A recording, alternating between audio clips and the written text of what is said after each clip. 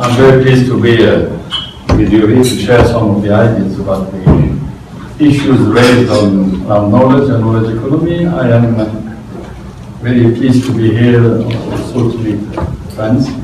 And I would like, of course, to thank very much my friend Adam, who has been trying to connect with what I've been doing for some years, I would say. And this is the first opportunity given to me to come and meet and talk. And also the institution which is hosting us, the Upgrade, here, can extend my thanks to you.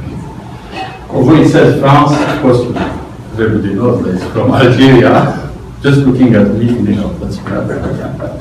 And I've been in France for 20 years at the University of Lille. Prior to that, I was dean of the faculty at the University of Oran.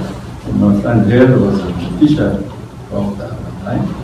And of course, also a member of some other institutions, in the MAGHREB Technology Network, which I initiated 22 years ago. And with time, I became a member of the GlobalX, the Global Learning and Capacity Building Systems Network in the world, and currently vice president.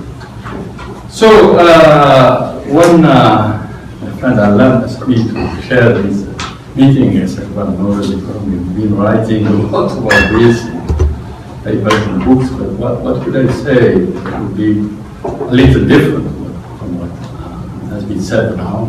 I personally thought. Then I just kept in my mind that some years ago, 6 to 7 years ago, the United Nations Economic Commission for Africa, CA, asked me to see whether the new knowledge economy would help at least solve, not solve, partially address this issue of unemployment in North Africa and specifically on the Maghreb countries. Then, as of course we are talking about the youth, digital youth, we are talking about digital divide, we are talking about training, I thought that maybe we have an opportunity to tell you about this study. Well, I apologize, some of the figures are outdated. I wish I had more time to update, but as it is recent information, so on. Some of them, of course, are outdated. But I'm glad to say that although the figures might be a little old, the main trends are still there. Nothing much changed, even though some of the figures are 2007, 2008, but many of the things are still there. And of course, sometimes I talk about the Maghreb, and in fact, I am talking about North Africa, and I would like to apologize to my friend, Professor Reed, because I put Egypt in the Maghreb. That's not meaning North Africa, but Egypt, welcome to the Maghreb. That's part of the Maghreb. That's a big issue. We're happy to be united. Yeah, so sometimes I put you in the Maghreb too. So the question is, of course, which I address is what relationship between unemployment and knowledge-based economy and good knowledge-based economy have at least to solve some of the problems. I'm not saying that I have been able to answer in a definite manner these questions, but at least I try to address them for this topic, okay? Which is now a report published by the ECA, Economic Commission of Africa. And, so I will address these in 5 points. The Maghreb employment, or rather unemployment challenges. Then a few ideas about knowledge-based economy and challenges, of course, in relation to employment issue with some of the major difficulties. Then look at some of the new prospects and link to the digital dividend, which the World Bank has been talking about since last year, and how does that fit into this questioning, and not really recommendations, but it's really some food for thoughts, some questions I will address as debate, because there are more. So the employment issues, well, to start with, the region and Maghreb is squeezed between four major challenges that have been exposed by my friends, demographics, in particularly some of the depopulated, Algeria, Morocco, Egypt. Climate change, of course, we are facing that issue. Human development issue has been raised today, and global competition, which is linked to the So these are, and of course, if we go into details, then we can have in each aspect some factors which contribute to that.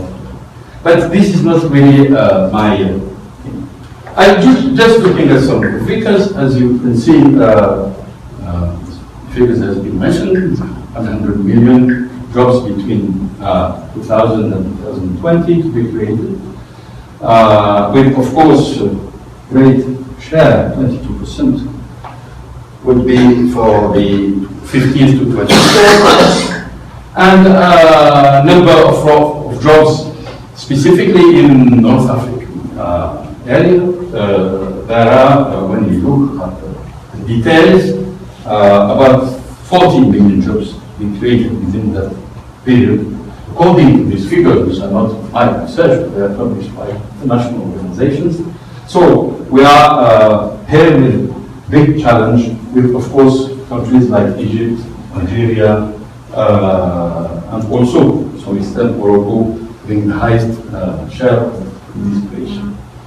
And you look closely at this, many of these are first job seekers, as you can see. Some of them, 95% of young come first time, they have no experience. So they have to be prepared to the labor market without having really experience. And of course, those figures apply also to Qatar and Syria, Bahrain. And of course, another issue is this informality of employment. Of course, here also the figures are quite interesting, and of course raise other challenges. Total of North Africa, 48%, with of course, as you say, female almost the same base, slightly higher. And of course, this, of course, with different emphasis, Egypt being the highest, but Tunisia, Morocco, Algeria, and this situation may have changed since shortly. But I think the informality of jobs is still there. At least from the country I know, I would say now it's higher. The more we go along, the more people, young people coming out of the training system go to the informal sector, rather than go expect career in the informal sector. Because one of the institutions, public administration, has been recruiting massively in the past, doesn't do that anymore because of budget restrictions, structural adjustment programs, and whatever. So that opportunity for recruiting public service, public functions is not there. So that means a lot of people can't have this guarantee of being employed by public sector. They go to the informal sector because the private sector has not that capacity to absorb them to the extent where they come to the labor market. And of course, the proportion of youth working in the informal sector has been growing, sometimes staggering, but at least that gives you an idea. Well, it's almost half, 50% of the nearly in Algeria of youngsters, 15 to 24, are working in the informal sector, and but of course is quite challenging and raises major issues. But for the policymakers, how to get this possible, and of course that means the efficiency in absorbing those newcomers to the market is not that high. It's quite low, and these are some of the figures, which are 1 out of 7. You see that the absorptive capacity, the ranking is, the index here is rather less than half, less than average, 3.5 and 4 not one country has, of course, reached, and the ranking, of course, the ranking shows you that the efficiency of the market is something. So that means a lot of jobs in this sector and qualified jobs, low paid. Low knowledge contains, although these can be questions, because sometimes in the informal sector you can find a lot of knowledge as well, as some of the studies, and a lot of innovation for them. No possibility of upbringing the skills of these people, and sustainability of jobs, and of course, possibility of inclusive development through inclusive policies reduced because the whole portion of this labor force of young people are out of reach, so to speak, and high risk situation, of course. And the rate of unemployment, of course, the official figures, sometimes official figures, and the figures by other institutions may not be similar, but at least it gives you an idea that the rates are quite high. Is in Europe, 14% Algeria, 12% Morocco, Tunisia 14%, 13.5% Libya, and 9.1%. The years, you see, the figures are a bit old, but at least gives you a proportion of what the unemployment are.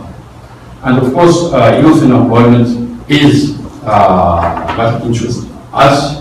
And although the figures are still a little old, as I said, a lot of things, trends are still there. If we go back to this, we see that the trends haven't really massively changed because of no structural policy has been able to reverse the trend of unemployment in that region, at least talking about.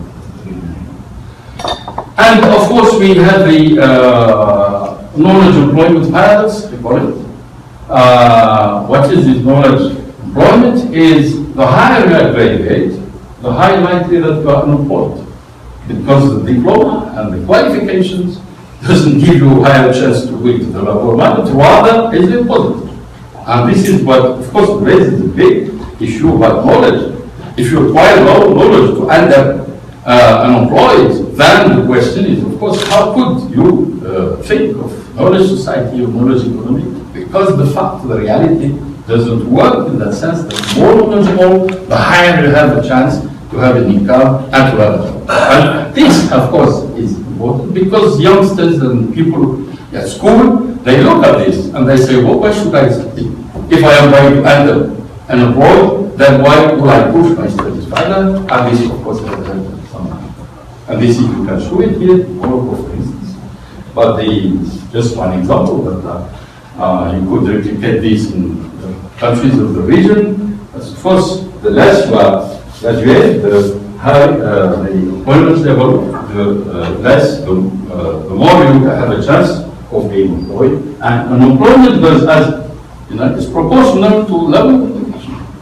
People who have higher education, 28% are unemployed. Whereas if you have a lower primary, then 10% of course unemployed. And this also, the policymakers have to address this problem and have to solve it. How can you reverse the trend to be able to go into knowledge? Because unless you do something, then you are probably, and that's not an easy thing. And yet, when you look at the expenses of the states, that isn't quite good compared to average investment countries. 12% of total budget, only 12%. Average LDC is 16%. But when you look at the average of the world, it's quite good. It's quite reasonable. You have even high, you see 21% for the average, but also the countries, Algeria as high as 27%, Morocco 27%, Tunisia. So we can't say that the states are not making an effort to train and make of course, to educating people and training them. Yet, when you look at the results, they're not up to expectations, or up to the level of investment. So, but I think we are aware that about more than 80%, at least in Egypt, more than 80% of this budget goes to salaries. Yeah, okay, it's in the debate, but not only in Egypt. Not only in Egypt. Okay, so. Yes. These I have talked about, the series policy here of the unemployed are in 20 to 35, 20 to 30. So you see, the employment is really concerning the. So that means the weight of training adequate profiles rests on the shoulders of the training system as a whole. In all these countries we have seen, both precisely the responsibility of the university and the higher education system are high, because unless they train the right people with the right profile, then we are heading to mass employment. The more we go out, the more we have people who are trained, who go to do. And the contraction of the public sector as employers, this is what I said earlier, for the first job seekers, and the youth in particular, is one of the key issues. And of course, in parallel, the private sphere, or the private sector, is not compensating to the same level of the losses of jobs from the public sector. So, what can we conclude here? There is a real problem of absorption of qualifications, scientific content by the labor market. In other words, the issue, as I illustrated earlier, everybody talks about the inadequacy of the training system, has been well-known phenomenon by the slowdown of investment, of course, because of the downturn of the oil and incomes and whatever have you, the prices. And one of the issues is, of course, this is due to a large extent that the firms do not require enough skills, personnel, hence intense use of knowledge and capital to employ low skill and low productivity. In other words, they rather, for the same salary, they rather employ somebody with less qualification and train him rather than pay for that salary with a high knowledge content. That is, of course, makes sense in economic terms, but of course it doesn't help to solve the and is at the heart the employability of youth is one of the key issues which has to be addressed. But why these enterprises are not really asking for highly skilled personnel, if you look at some of them, or most of them, is in fact the whole issue of their competitiveness and productivity is raised. Because they remain, for most of them, in raw knowledge content, sometimes in market which still being protected, but they are not protected anyhow, and family business who do not want to venture into thinking in terms of innovation, thinking in terms of introducing massively ICT, in terms of highly qualified because they invest money. So that issue of family business dominant in most of these countries, of course, raises the issue of how can we tackle these knowledge-based economic issues. So these are more or less the picture of the employment and the issues for youth. Now, those knowledge-based economy challenges, can it address these challenges well? This has been presented, of course, human capital, human, which are the 4 pillars. Everybody talks about these 4 pillars, and Learn started by posing this. Although, of course, we as a researcher, we are in a position to criticize this model. Is it the model which should be applied in our part of the world? Is it? But the fact is, it has been bought massively in that region, in our region, since it was produced in 2002, 2003. It is massively bought by the region, and so we have to look at this model because there is no other alternative that has been presented and has so much attractivity. So, but we, as a researcher, we are in a position, we have the right to raise the question: is this the model? And that's another issue which probably we want to address here. What is sure that from the work which has been done, not ours but others, the competitiveness and knowledge are correlated. If you could see these curves, this is the knowledge economy index and the global competitivity index, and then you could see how this trend is high. So there are points here, there are results which confirm that, of course, knowledge and competitiveness are in it, no matter how we define knowledge. And of course, all the countries of the region have a different position in relation to this curve. So 2012, but pretty much the same now, I would say, if we try with current figures, they're probably the same. And knowledge workers in proportion of labor, everybody is reckoned that it has been growing. In the 60s, 15%, knowledge workers, 30% in 2000, and 60% expected in 2020. So this is a fact, and all the studies go into that sense.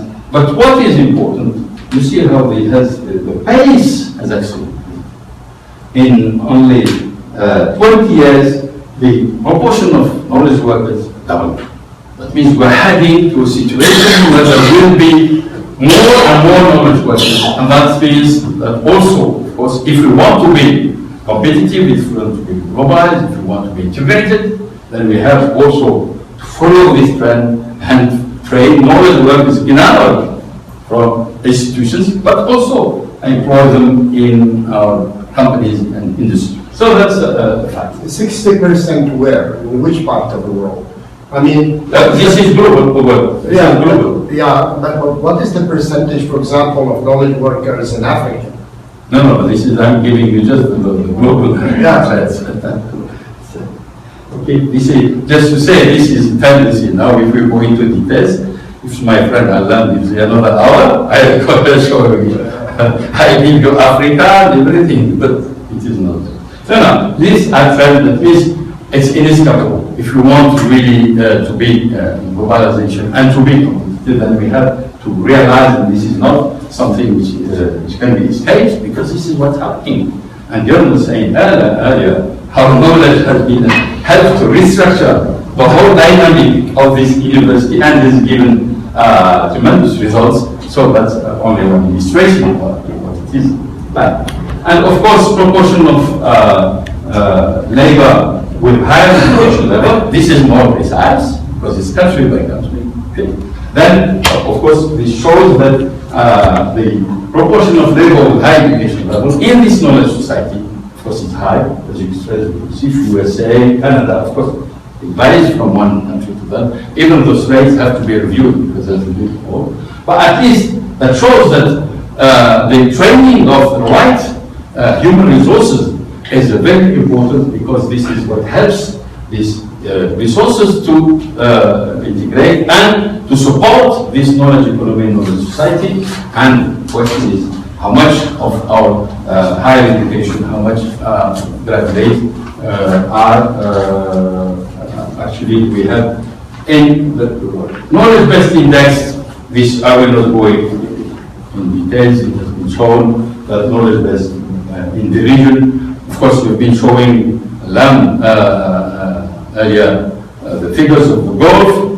If we look at the Gulf, at the pictures and the figures in the Maghreb, it's not exactly the same picture. As you can see, a lot of the indexes rather are low, not as you mentioned earlier, with differences, of course, from one country to the other. But where education and ICT, of course, are not really that staggering, that those figures are, of course, a bit old. But even if you update them, it's probably the same picture. And if you compare them to what's happening elsewhere, shows that the region is not quite, in spite of investment in higher education, in ICT, the region is not quite up into the knowledge economy. Of course, measured by these four pillars. Of course, if we measure them differently, we may have a different question.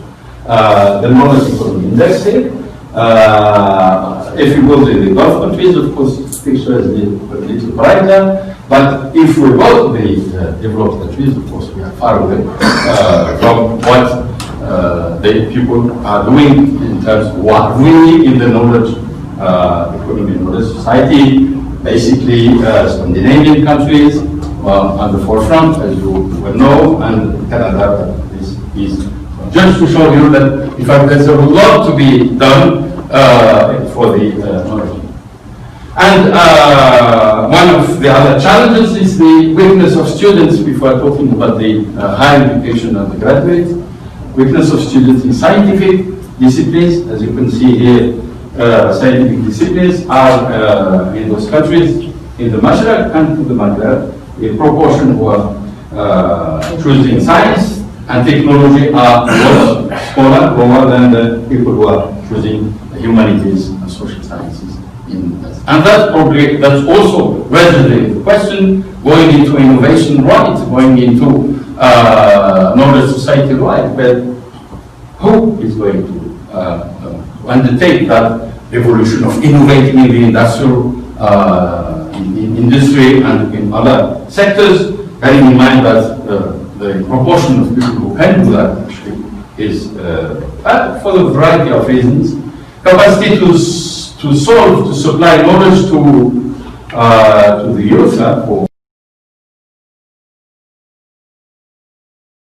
This is a interesting table here, asking the question then which are the countries which are in a position and capacity to supply knowledge for knowledge-based economy, and to prepare, in other words, their youth for entering the knowledge-based economy. And this is the picture.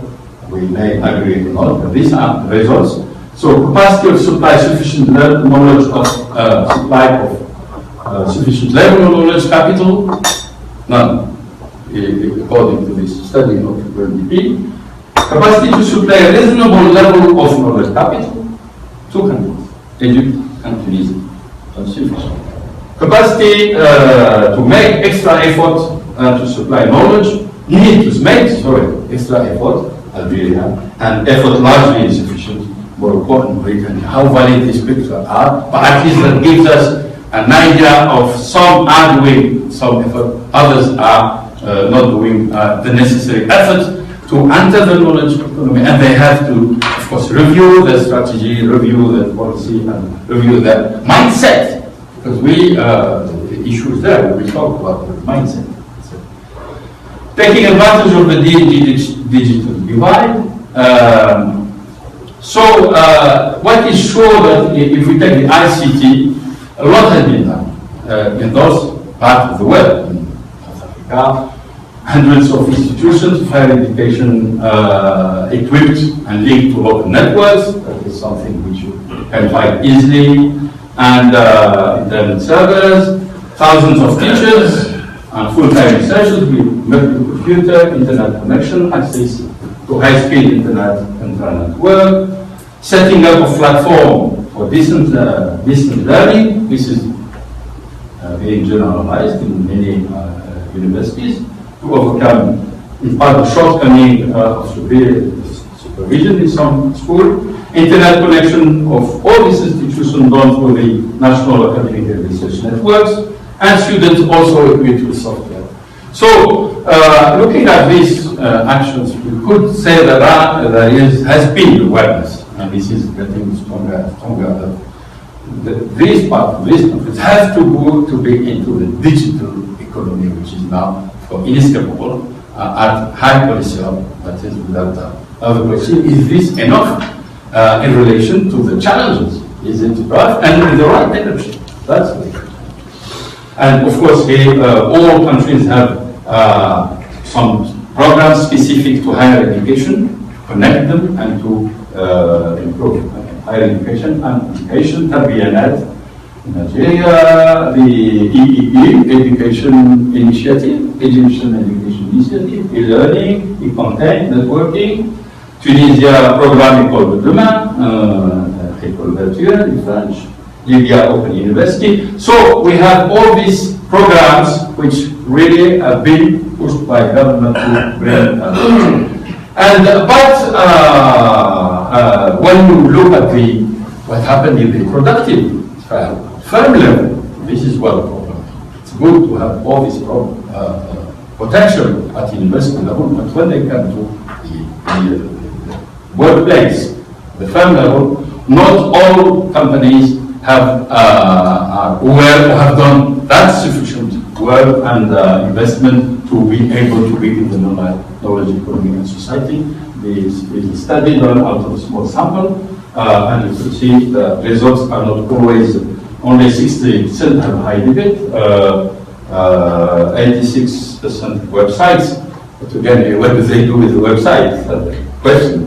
Intranet 14% is slow, extranet 10% only, EP for programming and for managing 10%, and computer ownership, of course, that has gone quite high.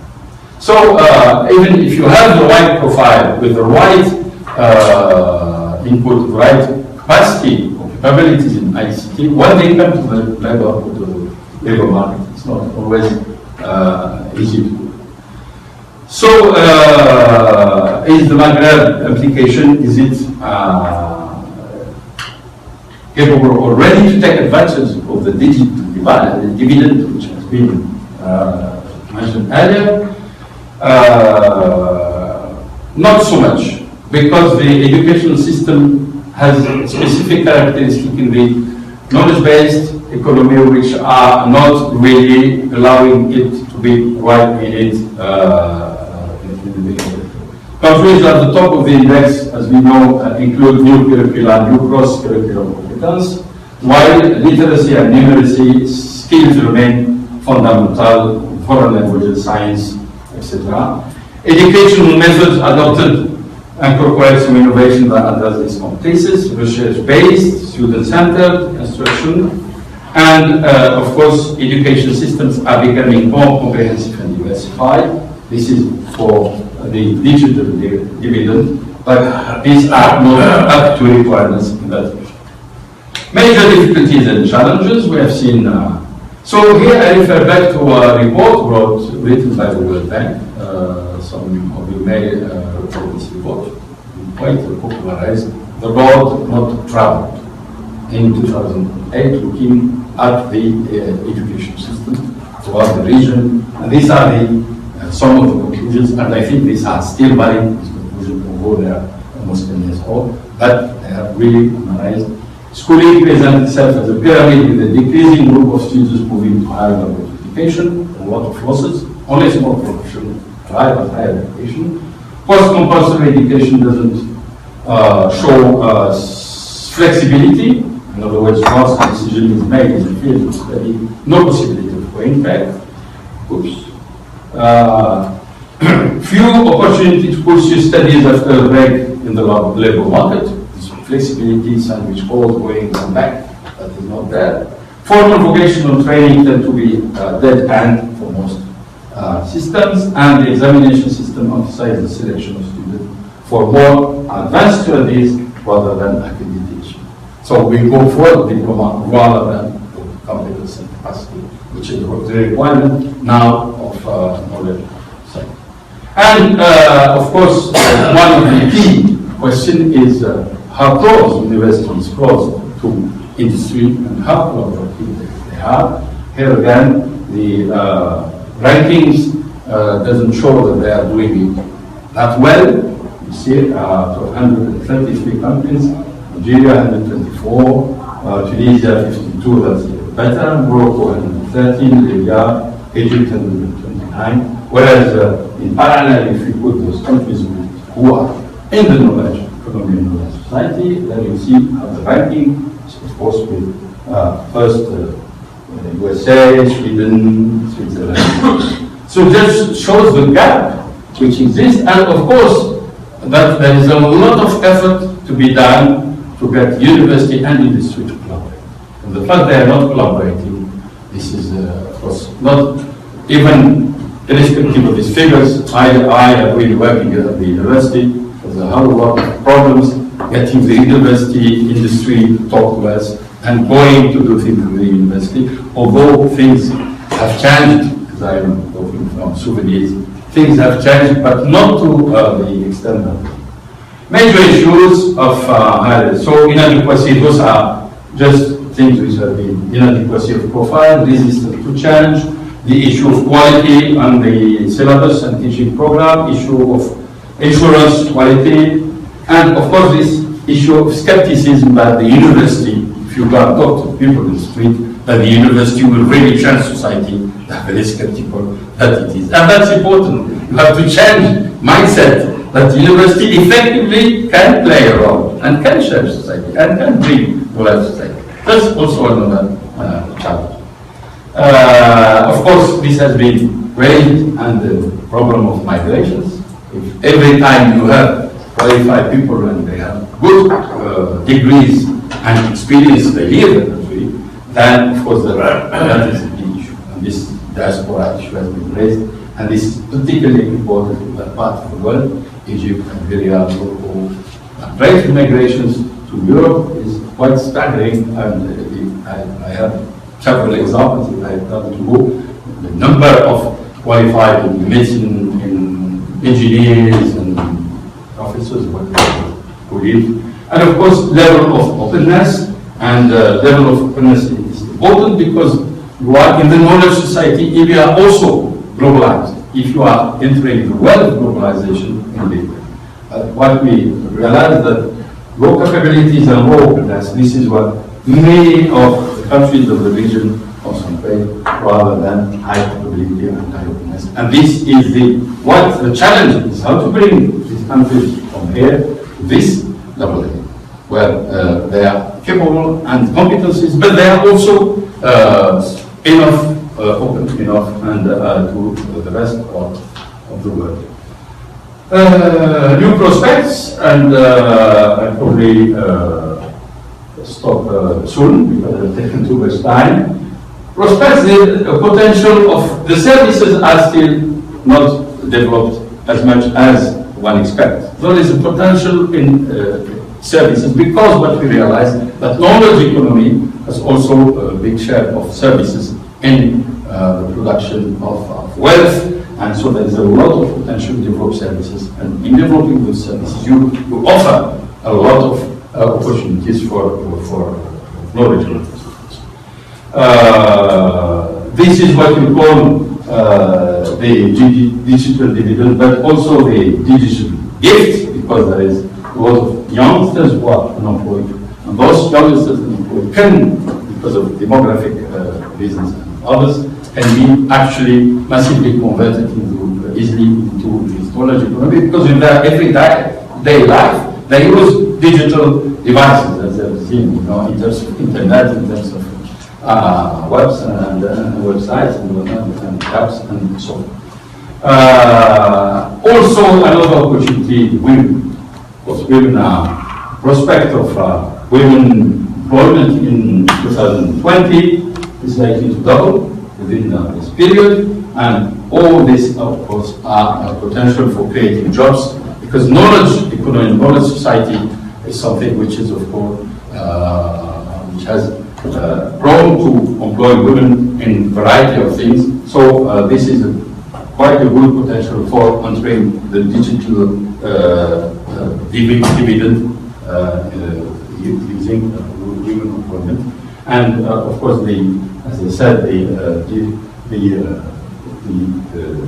demographic or the growth of youth is also a digital gift, which is but this requires new skills, and possibly new skills that we should, if you want the digital dividend to be reaped, you have to reskill and look at the higher education again in syllabus, in terms of program, in terms of profile, in terms of pedagogical methods, like that. Because what this digital dividend requires is youth information resources of various types, 21st century skills, not the skills which we have already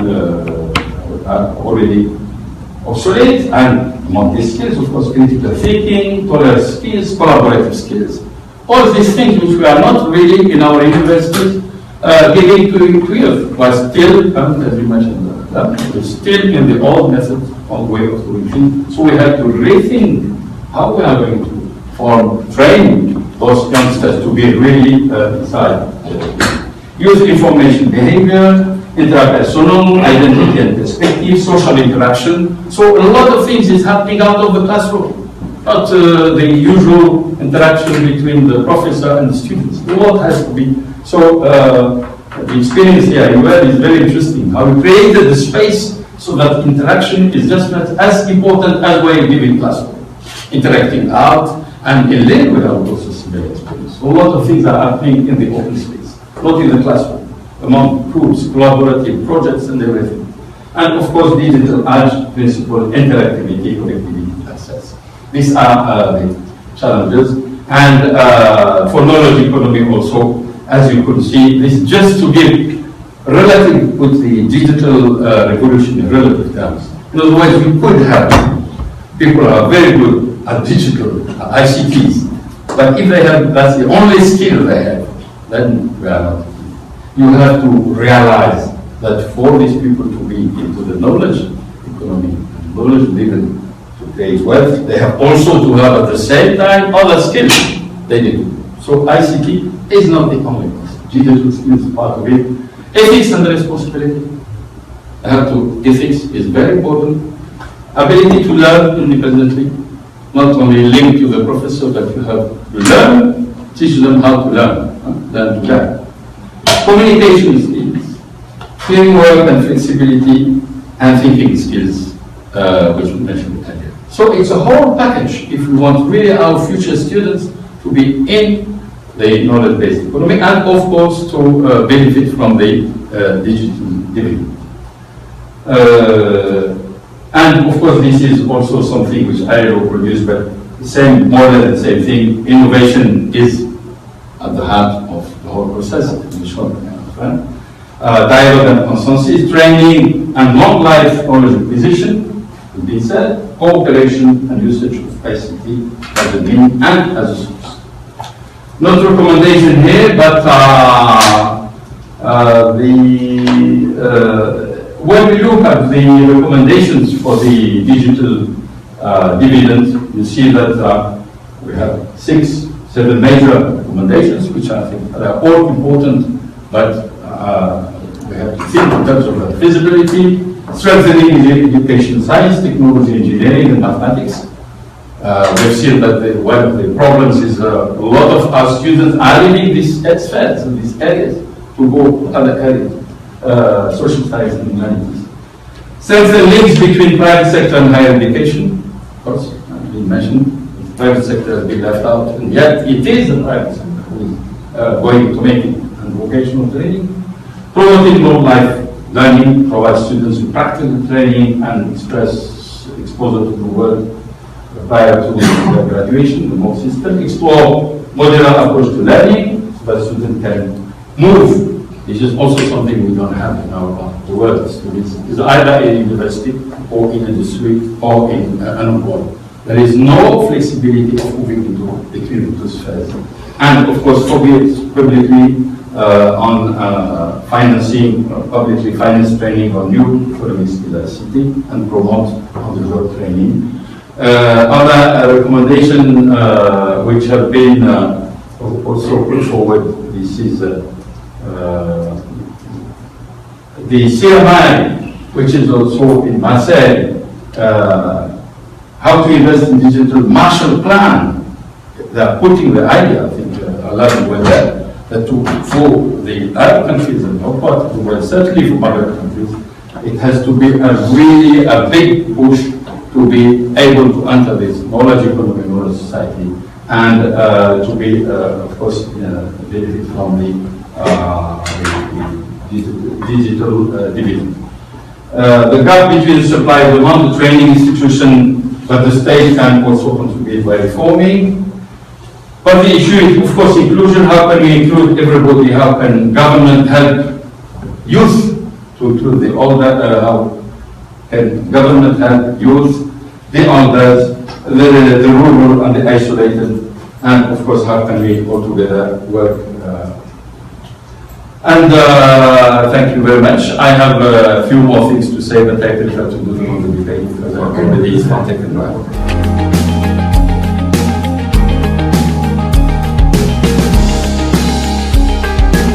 Please remember remember, if we all help and do a little bit, it will make a big difference.